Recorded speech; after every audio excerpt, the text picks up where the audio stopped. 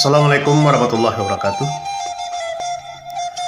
Saudara-saudaraku, pada kesempatan ini saya akan sampaikan, yaitu ada pepatah Minang. Pepatah Minang yang berbunyi, panjang namuh dikarek, senteng namuh dibilai, singkek namuh diuleh, kurang namuh ditukwa. Nah, apa yang dimaksud dengan pepatah Minang ini? Memang pepatah Minang ini banyak kata-kata kiasan. Banyak kata-kata, kalau kita baca secara kalimatnya tidak mengerti kita apa yang dimaksud dengan pepatah itu.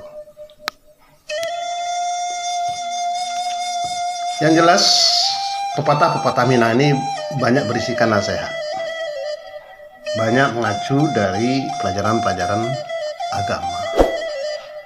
Karena orang Minang itu adatnya adat basadi sarak basadi kitabullah. Adatnya itu sendinya adalah agama, agama sendinya adalah Al-Quran, kitab Allah. Maka yang dimaksud dengan pepatah tadi, panjang namuh dikarek, senteng namuh dibilai, singkek namuh diuleh, kurang namuh ditukwa. Itulah manusia yang baik, suatu sifat yang baik bagi manusia, yaitu manusia yang mau menerima nasihat dari orang lain dan mengakui kelemahannya. Ini suatu sifat yang baik, yaitu orang-orang yang bersedia dinasihatin, orang yang mau menerima nasihat dari orang lain dan dia juga mengakui kelemahannya. Bahkan sebaliknya, dikategorikan seorang itu sombong kalau orang tidak mau menerima nasihat yang baik dari orang lain. Jadi sombong itu bukan hanya membanggakan segala kelebihan yang ada pada dirinya, termasuk yaitu orang-orang yang tidak mau menerima kebenaran atau nasihat-nasihat yang baik dari seseorang dan juga meremehkan orang lain. Nah, inilah saudara-saudaraku, karena ada juga orang yang tidak mau dinasihatin, ada juga yang pura-pura tahu padahal tidak tahu, ada juga yang tidak mau tahu. Tapi orang yang baik itu adalah orang yang mau menerima nasihat-nasihat yang baik dari orang lain.